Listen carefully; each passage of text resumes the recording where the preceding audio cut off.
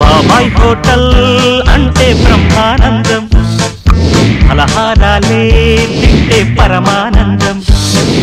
బాబాయ్ హోటల్ అంటే బ్రహ్మానందం.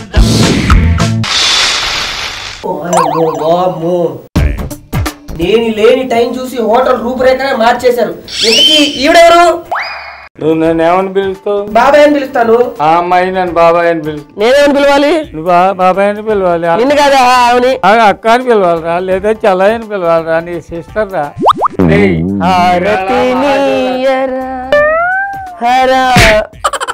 ఇవాళ మహాశివరాత్రి. అవును. ఈ ఒక్క రోజైనా కాస్తంత బుద్ధిగా ఉండు. నువ్వు కూడా జాగ్రత్తగా ఉండు. ఈ రోజు శివరాత్రి. పరాయి వాళ్ళని గాని, తొడబుట్టిన వాళ్ళని గాని, పక్క చుట్టాలను గాని తిట్టకూడదు. అర్థమైందా? తిట్టకుండా ఉండేస్తే కదా నీ నోరు. నాతో అనవసరంగా ఏదో ఒకటి ఏ తిట్లు తినకపోతే నీకు రోజు గడవదు. నీ కర్మ. ఎందుకు ఎక్కడి నుంచి తీసుకొచ్చారా? నేను తీసుకురావడమేంట్రా, శివుడి మీద భక్తితో సాక్షాత్తు వచ్చిందిరా. అంటే నాకన్నా ఎక్కువ అయిపోయిందా? నీకు భక్తి కూడా ఉందా? మరి లేకపోతే ఏంటి? నేను కనుక డమరుకం వాయిస్తే ఉంటది. రోజు నన్ను వాయిస్తూనే ఉన్నావు కదరా నువ్వు. నేను శంఖం ఊతే అక్కడ దాకిన పడుతుంది. ఎక్కడ? కైలాసం వరకు. గాడిదలు కూడా మంద కింద వస్తాయి. వద్దు. ఇంతకీ ఎవరన్నావు? మా నాన్నగారి సోదరుడు కూతురు. నా కూతురు పడుతుందిరా. అంటే నమ్మాలంటావు? నిజమే. శివరాత్రి రోజు అబద్ధాలు చెప్తే చెవగా పుడతారట, గుర్తు పెట్టుకో. అయ్యో అబ్బాయి నిజమే. అబ్బాయి అబ్బాయి అబ్బాయి బాబాయ్ అబ్బాయి చూసావా? నువ్వు గుర్తించలేదు, ఆవిడ గుర్తించింది నన్ను అబ్బాయిని. నువ్వు పక్కకి రా. ఎవరు సన్నాసి ప్రతిరోజు నేను ఏమని పిలుస్తున్నాను రా? అబ్బాయి అబ్బాయి అనే కదా. అవును. ఆమె పిలుపులో ఏదో మాధుర్యం, ఆత్మీయత, అనురాగం ఏదో ఒకసారి అను ఒకసారి అను. నేను అందరినీ అలాగే పిలుస్తాను అబ్బాయి. అమ్మ కొంచెం ఏం బాధపడద్దు. వాడికి వెలక్కాయ ఎంత వరి ఉంది, వేపకాయ ఎంత కాదు, వెలక్కాయ ఎంత వరి ఉంది.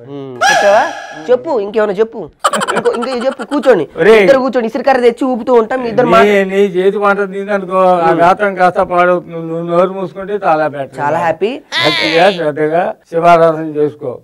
నీకు చేతనైతే వేళ ఉపవాసం ఉండు. అంటే బాబాయ్ శివరాత్రి రోజు ఏం తినకపోతే అంటే శివుడికి కూడా కోపం వస్తుందంట. నువ్వు నోరు మూసేయి, చక్కగా పాడుతుంది విను. ఫస్ట్ నువ్వు ఆనంద భైరవి తీసుకోమ్మా, తర్వాత మెల్లగా ట్రావెల్ అవుతూ పాతాల భైరికి వెళ్ళు. ఆవిడేనా? నేను బాలేనా? ఇప్పుడు చూడు నేను ఎలా పడతాను. భో స్వయంభో శివ శంభో స్వయంభో, శంభో శివ శంభో స్వయంభో స్వయంభో. చూడండి ఇద్దరం కలిసి ఎలా పాడతాం. Ready, 1 2 3 start. నువ్వు కూడా సహకరించట్లేదే. నా జీవితం ఎటుపోతుందో ఈ శివరాత్రికి తెలియట్లేదు. ఓకే బాబాయ్, నాకు అర్థమైంది. శివరాత్రి రోజు ఎందుకు ఉపవాసం చేయాలి, మౌనవ్రతం చేయాలి అని అంటారు. ఇప్పుడు నాకు అర్థమైంది బాబాయ్. మీరే పాడండి. కరెక్ట్. కాస్త నీరసం వచ్చేనా నోరు మూస్తావని. మీరే పాడండి. నీవే పరముడవయ్యవో భూతనాథ, నీవే పరంజ్యోతి నిఖిల సంవేద్య.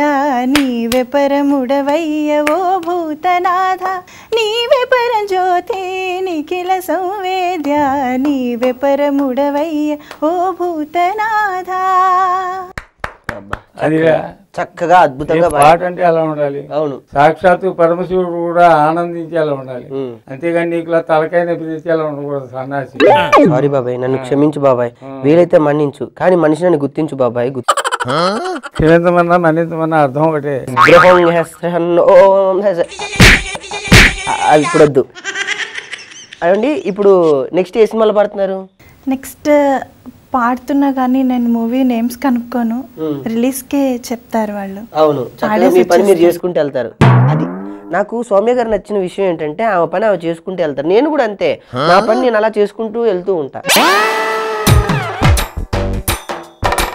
కానీ నా విషయంలో చెప్పాలంటే నా గొప్పతనం ఏంటి బాబాయ్? నా గురించి చెప్పావా అమ్మాయికి?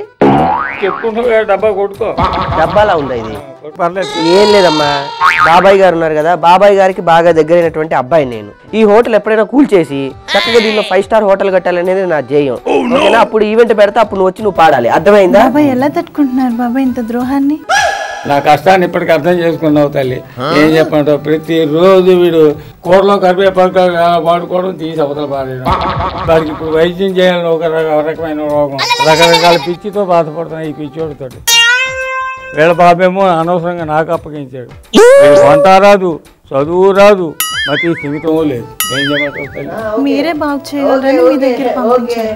ఓకే కొన్నాళ్ళు మీతో సహవాసం చేస్తే నాకు పిచ్చి ఎక్కేదాం. అయిపోయిందా? డిగ్రేడ్ చేయడం అయిపోయిందా? లేదు, నీ మెచ్చుకున్నాడా? నీ క్వాలిఫికేషన్ అన్నీ చెప్తున్నా, నీ క్వాలిటీస్ అన్నీ చెప్తున్నా. నాకు ఇప్పుడు ఒక విషయం అర్థమైంది. ఏంటి? ఈ రోజు నేను మౌనవ్రతం బాబాయ్. మంచి, వెరీ గుడ్. అబ్బా ఎన్నాడుకో మంచి నిర్ణయం తీసుకున్నారు. ఓకే అండి, చూశారుగా మా వీడియో. మీకు నచ్చినట్లయితే మీ ఫ్రెండ్స్కి షేర్ చేయండి, లైక్ చేయండి, మా వీడియోని సబ్స్క్రైబ్ చేసుకోవడం మర్చిపోకండి.